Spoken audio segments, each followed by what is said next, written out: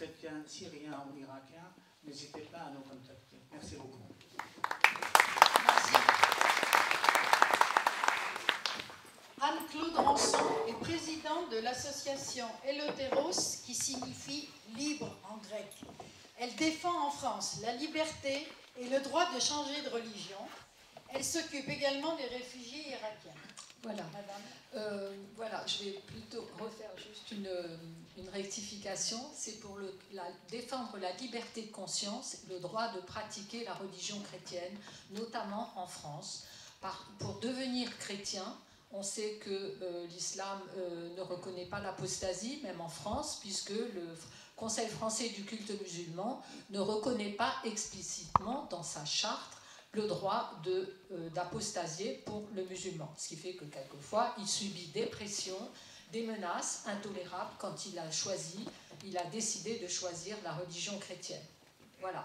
Pour l'autre volet, c'est défendre ceux qui souhaitent et veulent demeurer chrétiens, notamment demeurer chrétiens dans certaines banlieues où règne un communautarisme puissant et qui font tout pour déloger ces chrétiens ou pour qu'ils se convertissent. Voilà pourquoi notre association s'est créée il y a 4 ans, et c'est dans ce cadre-là que nous avons accueilli des chrétiens qui venaient d'Orient. Donc d'abord dans le cadre d'un regroupement familial, et puis ensuite des chrétiens qui venaient d'Orient, d'Irak, les premiers, puis maintenant de Syrie. Il y en a depuis 15 jours qui est arrivé à Clamart. Et donc dans ce cadre-là, nous avons eu des appels au secours de chrétiens irakiens qui étaient en France, arrivés en France, et qui étaient mis dans des zones très difficiles et qui nous ont appelés au secours. Ils n'osaient pas sortir de chez eux, entourés dans des zones où il n'y avait pas de chrétiens, qui n'osaient vraiment pas sortir et qui se terraient chez eux. C'est dans ce cadre-là que nous les avons sortis de ce milieu-là où le traumatisme était encore beaucoup plus puissant puisqu'ils venaient, ils avaient été chassés par les islamistes et qui se retrouvaient dans ces espèces de ghettos là aussi, et les enfants étaient vraiment traumatisés. On a accueilli comme ça 4 ou 5 familles qu'il a fallu choisir les quartiers, parce que souvent dans certaines mairies on vous dit ils sont laïcs, nous sommes laïcs, nous n'avons pas besoin de regarder la religion des personnes. Mais il faut savoir que ce sont des personnes qui sortent d'un traumatisme qui est violent. On a par exemple des petites filles qui pourtant maintenant sont en sécurité, qui n'osent pas prendre le bus dès qu'elles voient une tenue qui n'est pas européenne ou une barbe qui est un peu trop longue. On a un enfant, l'autre jour j'ai apporté un jouet à un enfant, c'était une berceuse, un petit jouet qui faisait de la musique, et qui s'est mis à hurler à 4 ans. J'étais stupéfaite et la maman m'a dit mais il a assisté à tellement de bombardements qu'il ne supporte plus un seul bruit, une seule musique. Pour vous dire, c'était une berceuse d'enfant. Voilà, donc on a à prendre en compte sur le sol français de ces traumatismes. Il n'y a pas du tout de suivi post-traumatique qui est fait, hein. Et nous on s'aperçoit bien que c'est un long travail de présence et puis de cheminement vers une intégration complète. Mais il faut tenir compte de cela. Voilà, et donc demander aux maires, aux politiques de prendre en compte cela, et on ne peut pas les mettre n'importe où. On a des personnes qui sont arrivées vraiment dans des banlieues difficiles et qui reçoivent des appels à la prière sur le téléphone. Les enfants qui se font traiter de mangeurs de cochons à l'école publique. Voilà, des personnels qui parlent l'arabe, donc qui sont souvent de l'autre religion qui les a combattus et qui font passer leur coreligionnaire avant et les dossiers qui passent en dessous. Voilà, c'est cette prise de conscience en France qui a fait que nous avons créé l'association pour défendre le droit de devenir ou de demeurer chrétien. Je vous remercie et c'est dans ce cadre-là que je vais vous présenter Zaïd, que nous avons accueilli et qui se terrait à Sevran et qui nous a appelé au secours un dimanche après-midi et on a répondu et maintenant il se trouve dans une ville vraiment bien.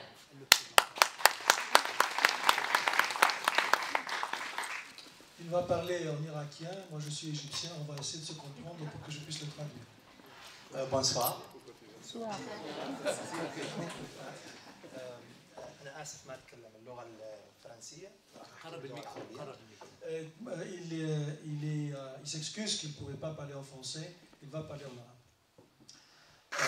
بالبداية أحب أشكر أنه كل الموجودين وكل الإدارة اللي انطونا الفرصة أنه نحكي مو بس حياتنا إحنا المسيحيين في العراق لكن حياتي أنا لكن حياة كل المسيحيين اللي في العراق اللي عانوا. Il remercie toutes les personnes qui lui permettent de témoigner non seulement sur sa vie personnelle, de ce qu'il a vécu, mais ça représente également plusieurs de ses compatriotes là-bas.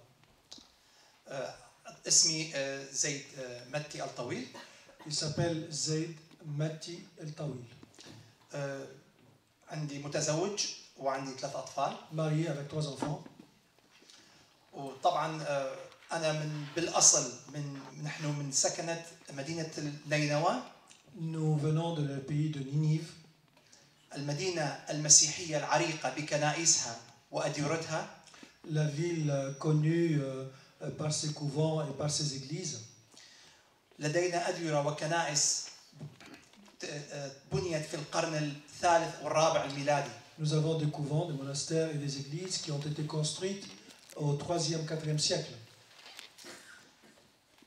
لكن ما حدث أنه بعد سنة 2003 Après 2003 بدأت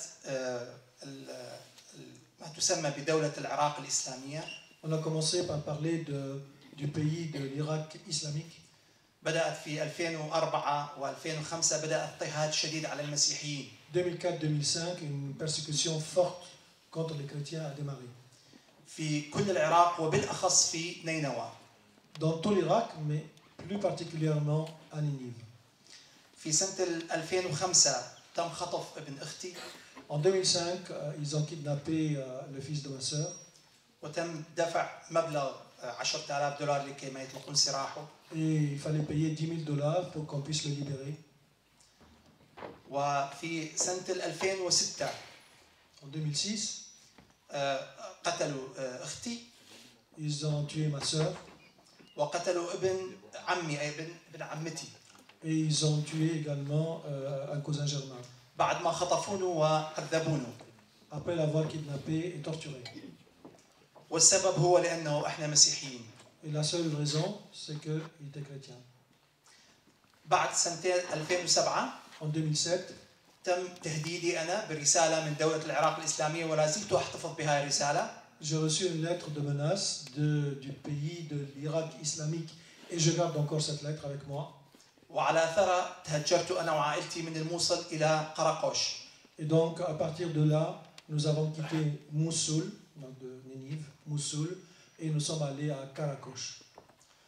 وما حدث أيضا في قراقوش بعد في سنة 2014. Et en 2014, la même chose à Karakosh. بعد دخول داعش إلى الموصل أيضا داعش هاجمت قراقوش وتم احتلال قراقوش. Après que Daesh a pris Moussoul, ils ont attaqué Karakosh et ils l'ont aussi pris.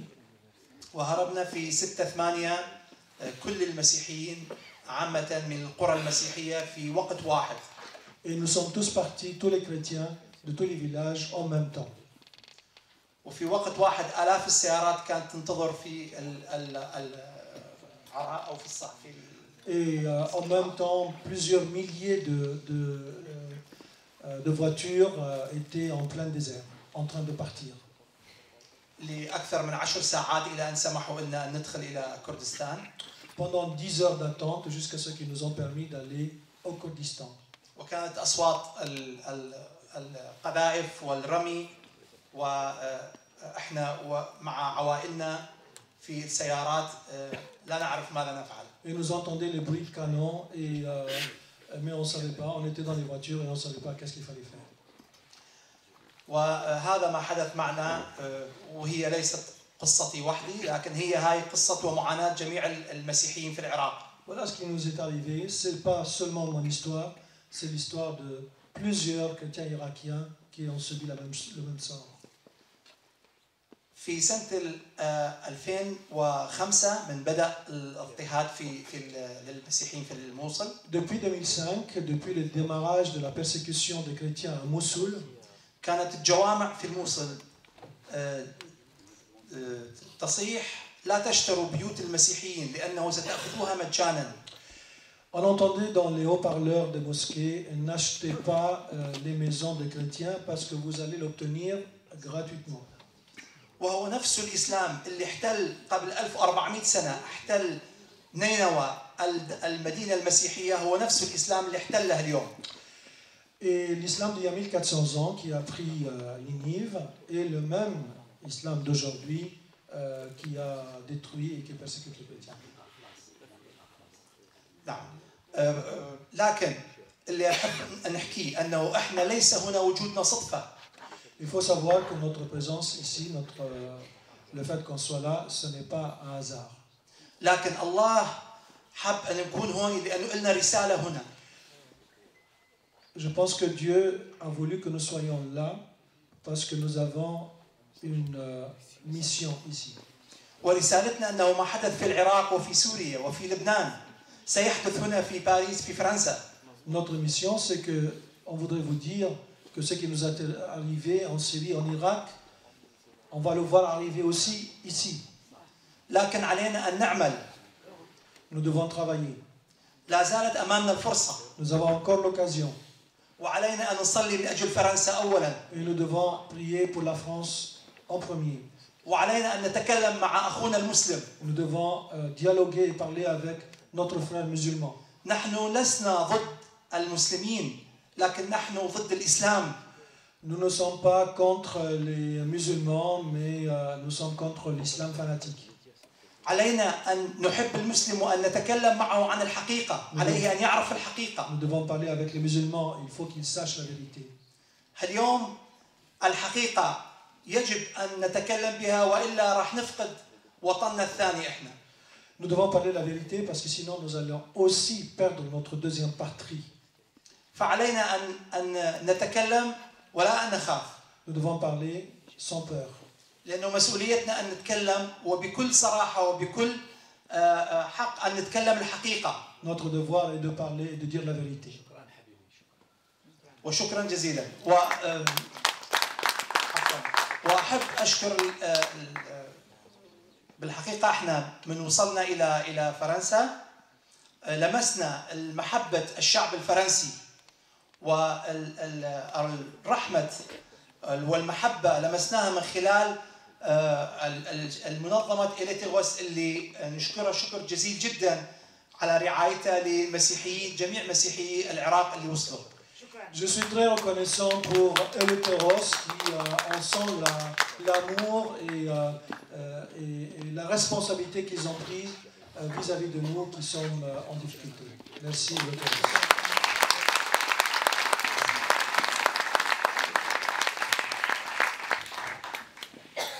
Acteur associatif et coordinateur d'associations représentatives de la communauté syrienne en France, Pierre-Joseph est membre du bureau de la Credo et président du groupe indépendant de réflexion pour la Syrie.